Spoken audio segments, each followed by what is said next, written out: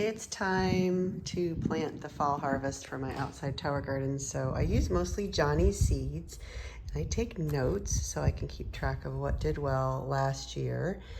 And this year I am planting, of course, some kale. The winterborn black magic do really well in the south. Also, I've got purple cauliflower. It did really well last year. So see, I have a little note on it. Did well. So if the seeds aren't too old, I will plant those again. So I will put the seeds in the bottom of the rock wool, and then I sprinkle just a little bit of the vermiculite that comes with the Tower Garden kit over the top, and just to make sure that the seeds stay nice and wet. And I have my little organization here for all my seeds, and yeah, really excited. Oh, and I'll be planting sugar snap peas, Brussels sprouts. Oh, the amazing white cauliflower, not amazing. It did not do well at all, so I'm not using that one. What else? Oh, chives, and oh, broccoli. Gotta have broccoli.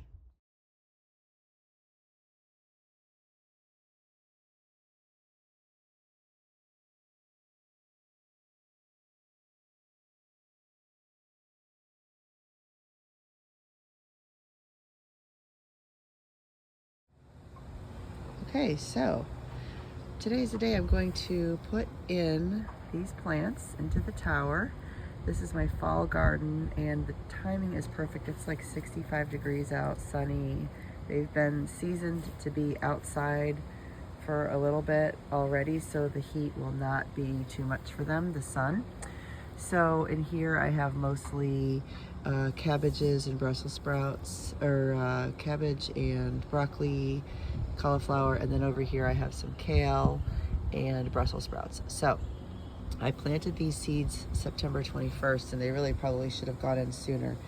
I put this tower together in a time-lapse video. In one of my other videos you can see how quickly it went together. Now, before I put the plants in, I'm going to use the Tower Garden A and Tower Garden B. I'll fill up the reservoir with water, and then I will put the nutrients in. I'll probably do 1 cup of each, because honestly, they're just babies. They don't need a whole lot of nutrients. The next time I'll probably put in 2 cups. But before I do that, I'm going to make sure that my labels are off. Actually, they come off really easily when that's wet. They also just come off with an eraser. I just read on here whatever it is that I'm going to be putting in there. So usually I do this when I clean the tower, but I didn't. So anyway, so I will be popping these in to the tower after I get the reservoir filled up with water and the nutrients. I'll run it a little bit, and then I'm going to start just popping in the trays, not the trays, the net pots. So I've got a whole bunch of those, and they just pop in. Put them in first. See, they just pop right in there like that. And you can reuse these. You don't have to keep buying new ones. Sometimes the roots get really, really enmeshed and you can't salvage them, but so yeah, you put these in first, and that way when you go to put the plants in, they have a little spot to sit. So I have all of my net pots in. They just pop in, like I mentioned in the other video. They also easily pop back out. So even when there's a plant in there, they're really easy to just kind of pull in, especially when the plants are small, to just pull in, lift up, and get it out. In fact, I will show you how easy this is. A little pea. I don't know if it's going to make it, but we'll see. So if there's a plant in there, it's easy enough to just kind of pull it out. And when they're small, you can do it easy with one hand. Now, I used to spend a lot of time analyzing where I wanted my plants, depending on how big they were going to get and things like that. So I still do some of that. For example, I will put the long, tall, leggy things up at the top. Brussels sprouts are going to eventually need to have a cage, like what I have over here. This is the one I'm going to be taking apart next, and I'll video that as well. So because they're so easy to move around, I'm just going to put them where I think they're going to do best.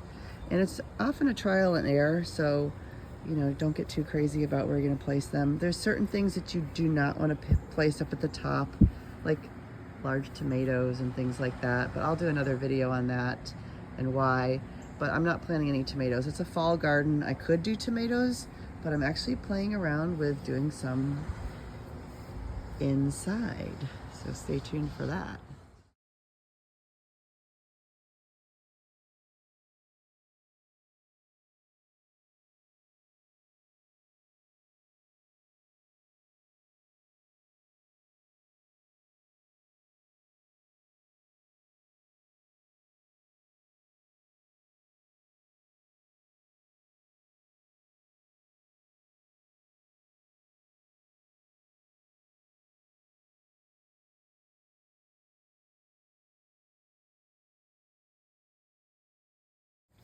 Okay, so if you watch my time-lapse video, you'll see that I just planted all of these. It took me, I don't know, maybe 3 minutes to pop them into the tower.